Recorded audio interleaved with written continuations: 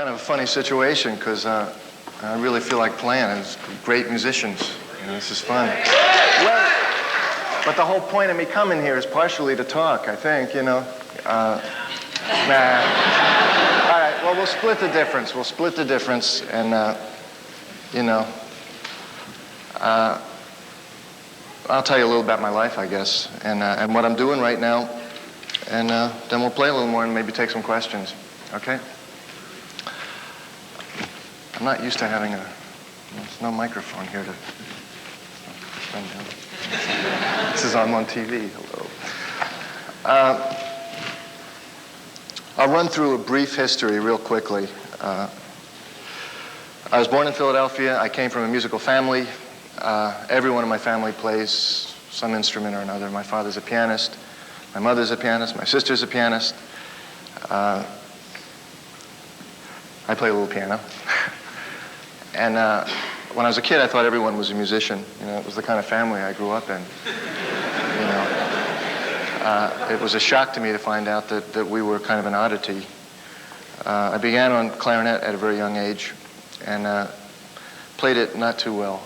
And was more interested in sports, really. My first influences were, that I can remember, were Clifford Brown and Jimmy Giuffre. I remember learning clarinet solos off of Jimmy Giuffre records when I was about 6 years old. I used to play into a garbage can for reverb, you know. And I had a little gold wastebasket, and that's where I practiced, you know. And to this day, I still love reverb, you know. Whenever I do an album, I always have to turn my echo down in the mix, you know. I switched to saxophone after hearing Cannonball Adderley play, and began to take it seriously, I guess, in junior high school, also playing basketball. That was my major pastime. And I started playing professionally, really, in high school. I started listening to a lot of Coltrane and was playing with a lot of musicians that were older than me. And I studied privately, which I generally always did and still do. I played a lot around Philadelphia and eventually went to Indiana University, initially to be a music major, and I switched my major at the last minute. This is one of my moments of rebelling. I realized that I had been playing music half my life, partially to compete, you know, or for my parents' approval, you know, because that was the way my family was. So I switched. I was at Indiana University, and I switched to pre-med. You know, it's a brilliant decision. And there I was stuck out there in pre-med, and that wasn't working too well. So I tried fine arts, you know. And meanwhile, all the time, all I did was spend time in the music school, practicing. And my fine arts teacher, I had some talent in drawing. I became friends with one of my teachers, and he just told me to move to New York and play music. So he dropped a subtle hint. So I did that. I moved to New York when I was 19, and my older brother Randy had been living in New York for about 2 to 3 years at that point, and was playing beautifully and starting to work quite a bit. He did really well very quickly, and he was very nice to me when I went there and introduced me to a lot of people, and I didn't have to scuffle real hard because I did have some connections through him. Of course, I scuffled for a couple years, but I always managed to work. I just took any gig I could get. You know, any kind of weird rehearsals that didn't pay anything, you know, and I always was fortunate to meet people, you know, particularly at the weirdest rehearsals. That's where I met sometimes the people that became most important later on. I also, you know, continued to study privately with various people. I tried all kinds of, I studied the Schillinger system and took some lessons from Joe Henderson and studied with Joe Allard, who uses me as an example of what not to do on the saxophone. And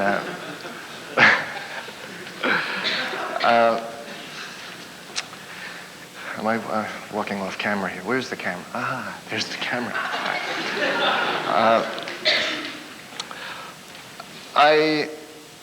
At that point, I neglected to mention, I guess, that I'd always been playing rock and roll and R&B. You know, in Philadelphia, I grew up listening to Ray Charles, and I'd always been, you know, listening to AM radio, much to the dismay of my parents, you know. And so I began, you know, really getting into rock music in college, and was very serious about it. And I really listened to a lot of blues and studied that idiom, and checked out a lot of guitar players. And by the time I moved to New York, it just happened to be that kind of timing where there was a kind of a need for horn players that wanted to play on records that could play something other than bebop, which I also was able to do. So I started getting some work on some albums, and I formed a group with my brother and some other people called Dreams, and we did some recording for Columbia. The records were an amazing failure. They were great musically, but they didn't sell anything. But we did get a reputation in the business as a good horn section, and Barry Rogers was playing trombone with us. So we started doing dates, a lot of dates as a section, and I continued doing other things, playing a lot in the lofts in New York and jamming a lot, and just trying to stay active. After Dreams broke up, I went with Horace Silver for about a year and a half, and that was one of my favorite gigs ever, because that was like going to college for me. You know, I really worked hard. I practiced a lot during that period, all the time, you know, before the gig. I don't know how I did it in retrospect. I had a lot of guts. I'd always, you know, make amazing noise in the hotel rooms and get complaints. And I really wanted it, you know. So I stayed with Horace. Then after that, I went with a myriad of different groups. I played with Billy Cobham for a while, and then my brother and I formed a group called the Brecker Brothers, and made a bunch of albums for Arista Records, and continued to, you know, to tour a lot and practice a lot, and just also do record dates. Right now, I'm playing in a group called Steps Ahead. We just did another album. We finished it a couple days ago. And that should be out in a few weeks, believe it or not. And I'm studying composition presently, and working pretty hard on that. And I'm working around New York, and I play on Saturday Night Live every week, which is fun. And I'm drawing a complete blank. What else did I want to say? I'm going to throw it open to questions in a minute, because it's hard to talk to a whole group of people not knowing really where you know, everyone's at a different place. I mean, it's silly for me to talk about harmony and improvisation, because that's real well covered here. This is really the best music school in the world, I think. You know, I guess I'm not really here to talk about that, but I'll, you know, if anybody has any questions about that. I use a Selmer saxophone. And it's a Lavaz medium reed. This happens to be dying, this reed. And the mouthpiece is presently a Dukoff D9. And I'm not suggesting that all saxophone players use this. This is what works for me. Everyone is different. Everyone hears differently. The only suggestion I can make is go for what you hear, and if possible, try not to let anyone sway you. You know, if you're looking for a sound, stick with it. You know, unless it's really obviously not working. I know when I switched to this, I had been playing a different setup for a long time, and I had to switch because of some physical problems I had. And I found this setup, and I liked it a lot. And a lot of people in New York, a lot of the saxophone players told me to not to use this. And now pretty much all of them are using the same thing. So I kind of learned a lesson from that. You know, I just have to go with what I think sounds good for me, and you know, and hope that it's okay. Boy, I made this list of things to talk about, and I don't really feel like looking at it. So maybe if you feel comfortable enough to ask some questions, I'd be happy to, you know, to answer them the best I can, you know. Does anybody want to put something into the air? No. Hi.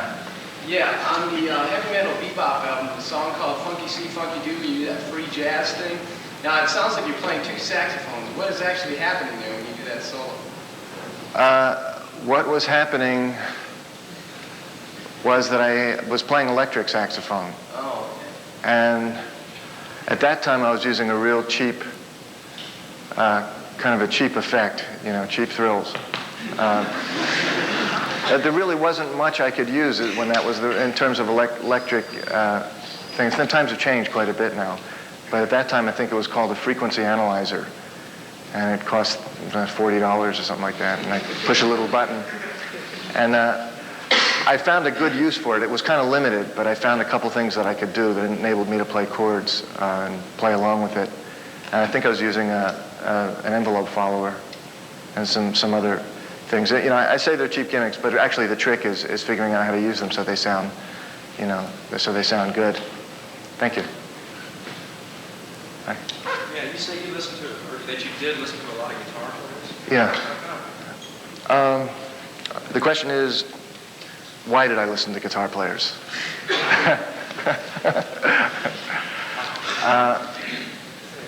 I did because I liked the way they played.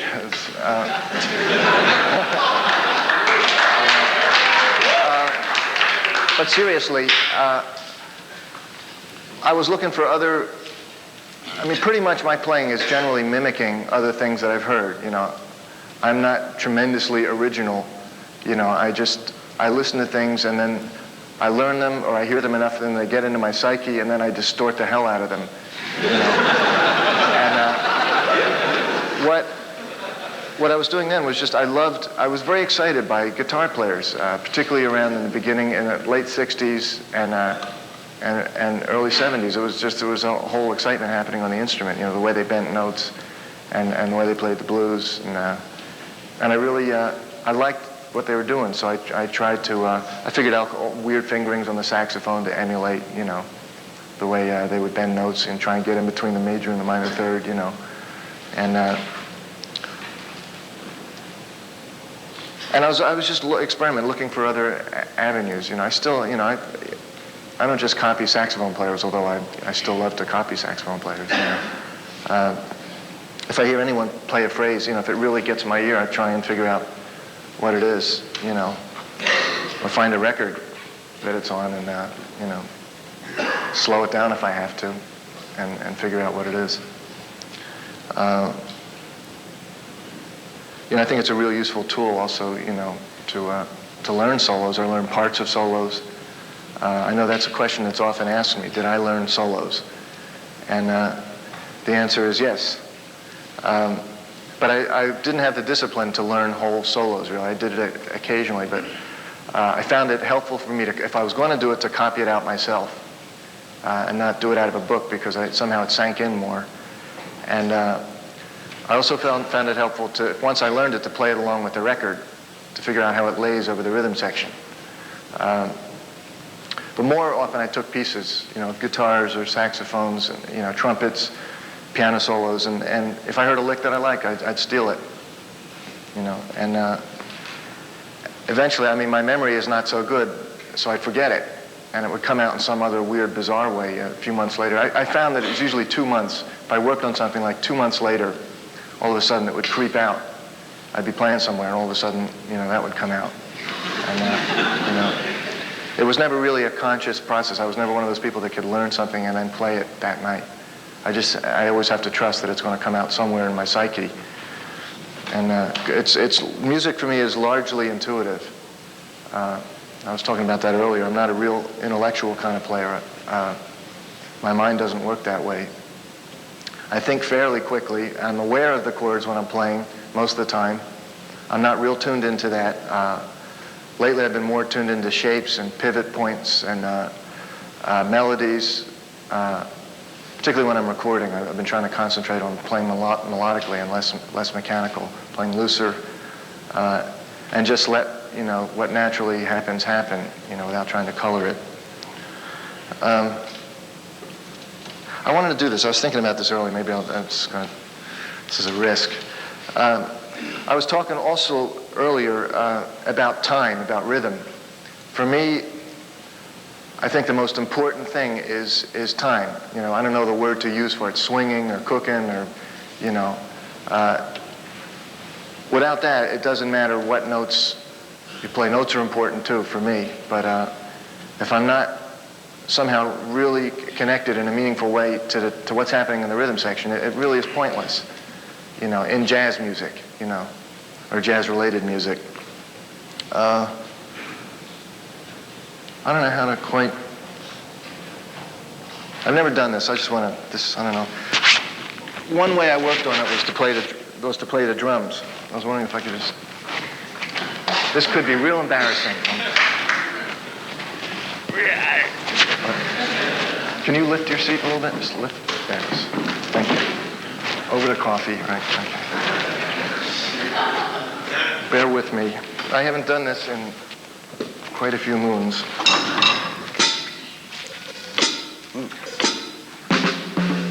Want to just do blues again? Do the same. We'll just to play a couple chords, play for a minute, and then I'll stop. Around the, I guess, the same tempo. So we're oh, yeah. What? Oh, do you want to count it off?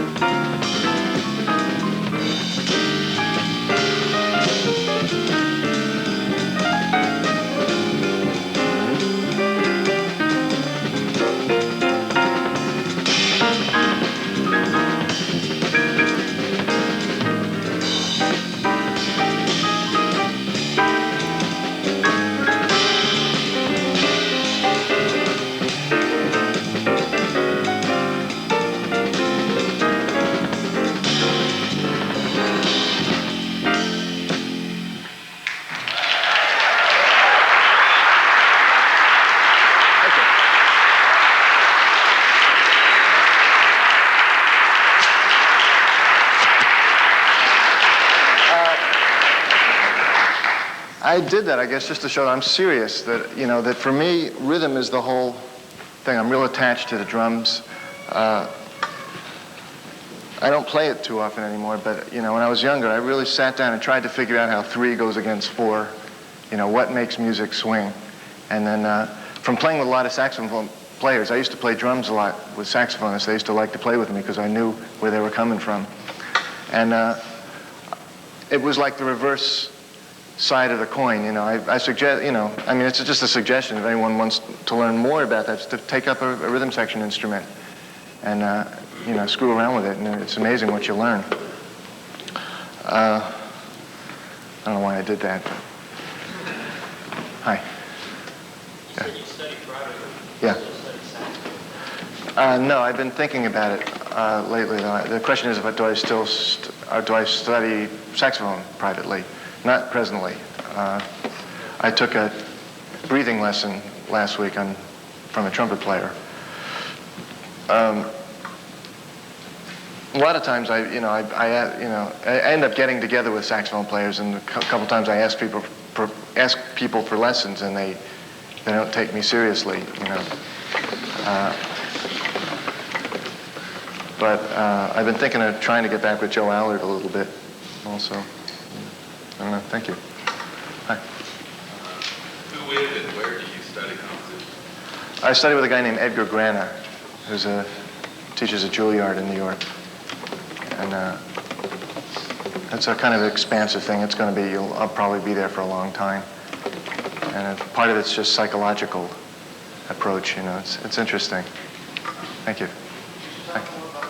Huh? Talk more about that? It's kind of hard to talk about exactly. I don't know. It's composition. Just giving me some basic tools. We're going to start working on string writing soon. Right now he has me working on, it's going to sound ridiculous, ersatz lines. It's 12-tone writing, making a matrix out of a melody, and then, I don't know how to explain this exactly. Getting voicings from the matrix, and it's a whole other way. It's just another way of thinking for me. I'm used to chords and notes, and lines, and it's just a way for me to. It's another tool I've been using, just trying to voice lines, using kind of a different system, using this guy's system, Remains to be seen if it's going to, help me a lot. But I've written a couple of compositions on that, based on that approach. Did that help at all? Hi. How did you like working with Tal Farlow? The question is, how did I like working with Hal Galper? I liked working with Hal Galper. He's a great pianist, and that was a chance to play a lot in an acoustic setting, because I was playing with Brecker Brothers a lot, totally electric, and I needed to, I get crazy in either way if I get too much one way or the other. So we did quite a bit of playing acoustically, did some touring, and made a few albums. And he's a wonderful pianist. Thank you. Yes, I'll get over there. What's the rehearsal schedule for Saturday Night Live? The question is, what's the rehearsal schedule for Saturday Night Live?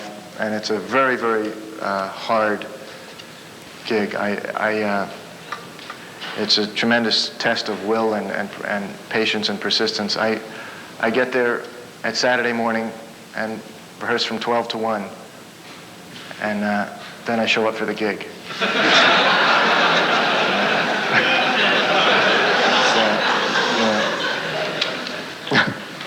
Thank you. Occasionally we do a pre-tape. Most of the playing we do on the show is during the commercials, and we play the theme and the closing theme, and it's fun. It's fun. It's a fun job just to watch what goes on in the studio, and it gets really crazy, and I enjoy it. Also, there was last week there was a guy that played a solo with the Stray Cats, and it wasn't you. He was real good. Oh, that was a rerun. That was from I don't know his name. He was good though. What? Huh? Is he in the section with you or what? No, he's with the group. He's with the Stray Cats. Or you? Oh, he's with the Stray Cats? Yeah. Oh, wow. Yeah. So I really didn't get to meet him. That particular show though, that was a rerun. We did a skit with Eddie Murphy playing James Brown in the hot tub. And there's two things that I don't like to do that I always get embarrassed. One is go to the beach, right? And the other one is dance. And both of them I do them, but I'm queasy about it, And that was my first show, and what did I have to do but get dressed up in a bathing suit and dance?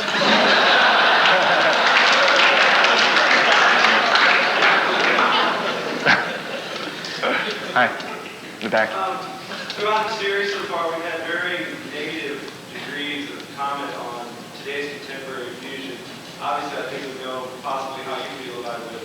Could you elaborate on that, and also, do you consider it jazz? I think it's ballsless fusion tripe. No, just kidding.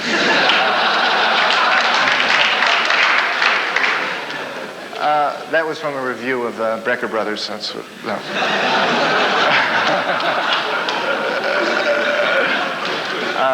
In fact, that was a review of Brecker Brothers. We weren't even playing on the album that they reviewed. They just singled us out for some reason. It was I guess my only comment is that I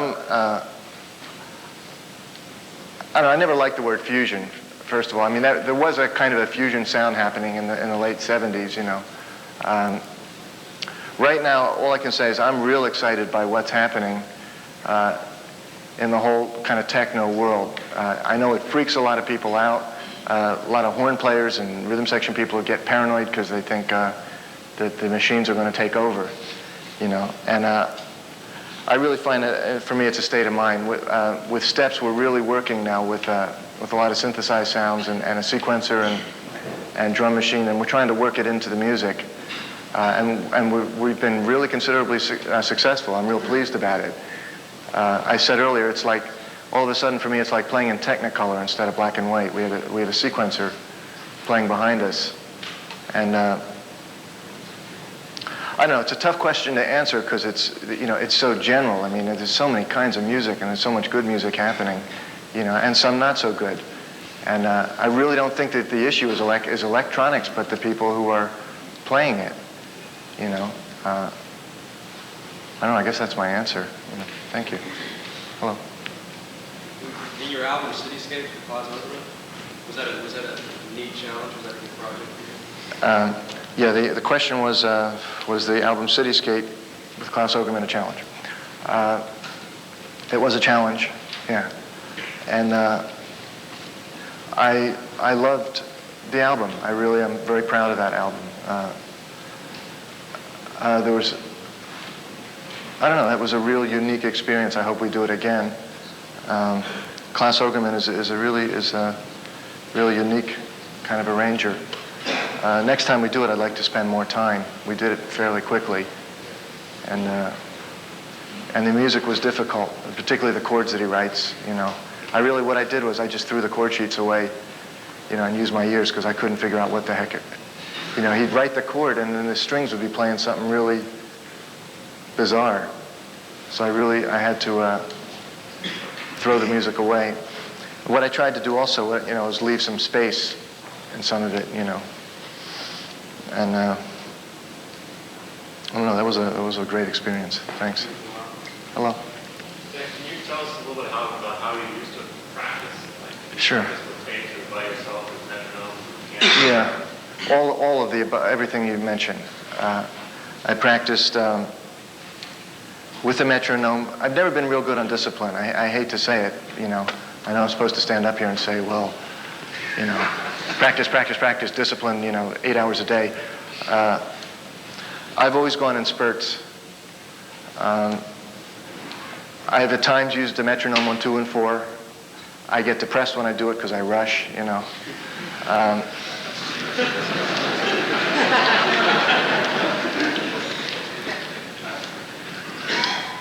It does help,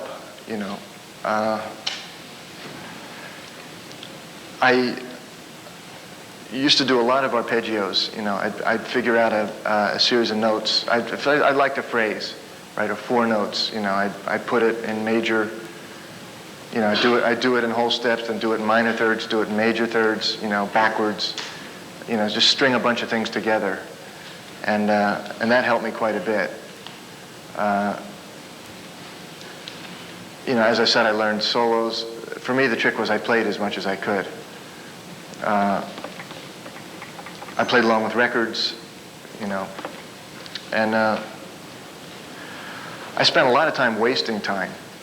In a certain way, practicing. I have a bizarre. There's no system. I have no system. I just sit around and get something in my head, and then work on it for a while, and then maybe the next day, if I was lucky, I'd work on it, and somehow it would sneak into my playing. I try to practice things that are going to be practical. Certain licks, I was talking about earlier, certain licks or certain phrases only sound good in certain keys. I'll learn them in every key, just to know it, but I have to stay aware that I'm really not going to play a certain thing down at the bottom of the horn because it sounds like crud,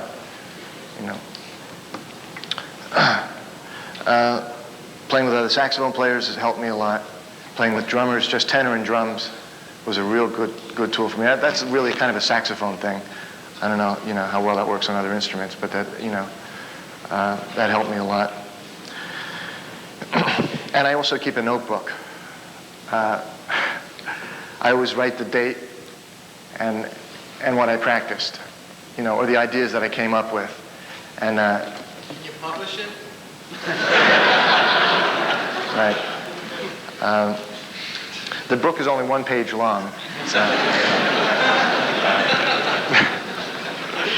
No, it's gotten kind of, it's been a little thin lately. I look back at it, and I see like the last time was like 2 months ago, and I just, oh my God. As I said, I practice in spurts. There'll be a whole series of a few weeks where I'll really be hitting it, and then I stop, and I play, and other things come up. I should also say that right now in my life, my priority was always music, before everything, and nothing else really mattered, and that's kind of turned around for me in the past 2 or 3 years. So it's not that it's taking a back seat, but it is taking a back seat a little bit. It's still very important to me, but I kind of found through trial and error that the rest of my life directly affects the way I play, spiritually and mentally, and so I've been trying to keep, trying to stay healthy and keep a good balance, on a spiritual and mental and physical level, and then music fits in, and it's a lot more healthy, I'm just not into killing myself anymore. I tried that route, and it was not happy, I sometimes played well, but I was very miserable. Thank you. Hi. Why have the Brecker brothers never done a tour of the United States or anything? Where were you? Probably too young. But, I mean, in the recent years since I've been listening to the Brecker brothers.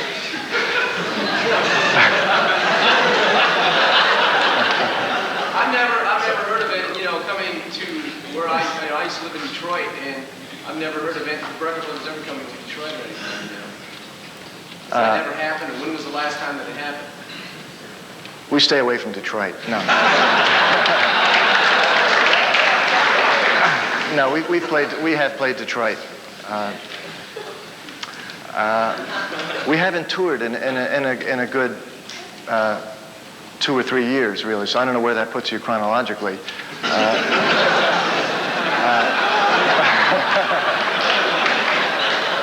you going to tour again? That's what I'm trying to say.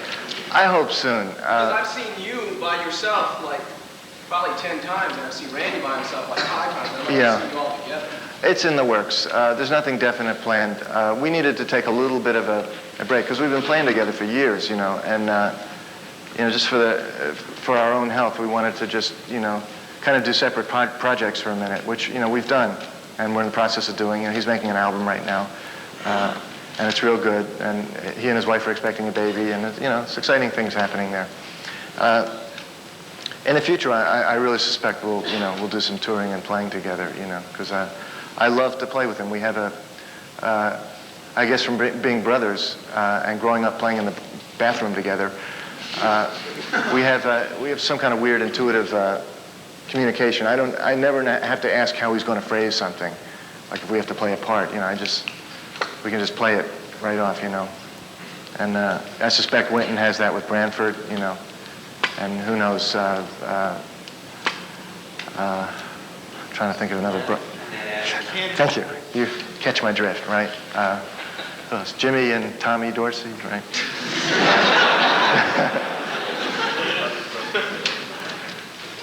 Hi. What was it like playing with Pat Metheny? The question is, what was it like playing with Pat Metheny? And the answer is it was one of the best experiences I ever had. We did a tour with Joni Mitchell together, and that's where we really found we had an affinity. And I since recorded with him and toured with him, and we played really well together. There was talk about us doing something in Japan together over the summer. I don't know if it's going to crystallize, but I love his playing and his conception and the maturity in his playing. He's really a phenomenal musician. Thought about doing an album with Keith Jarrett? No. It hasn't come up lately. But I'd certainly, if the situation came up, I would love to do that, Thank you.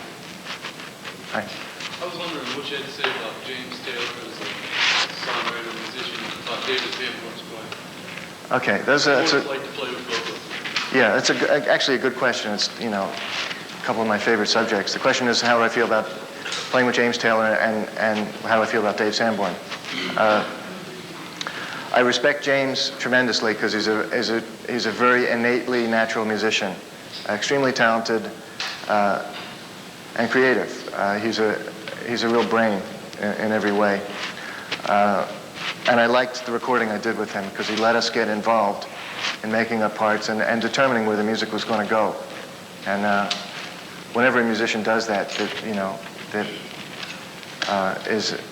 in the kind of sales bracket that he's in. It's fun, you know. It becomes real creative, and we enjoy it. As far as Dave Sanborn, he's one of my favorite living musicians, and I'm a complete fan of his. You know, the man can say more in one note, you know, than a lot of people in 10. You know, he just plays amazingly well. He's a real voice, you know. There's something very, I don't know the word, I don't know the word I'm looking for. Blank. He has a unique sound, you know, and a gorgeous way of playing lyrically passionate, you know.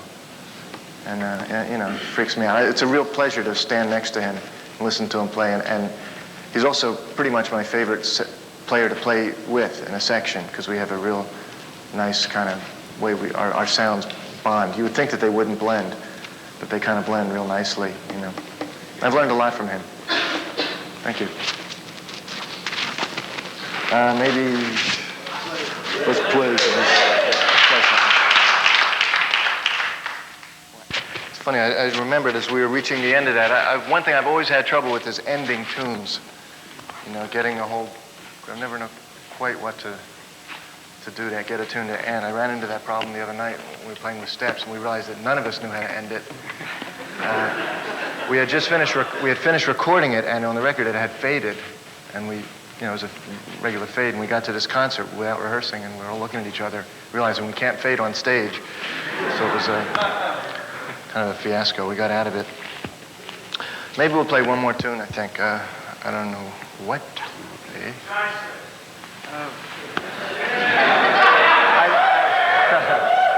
I last about a chorus and a half, you know.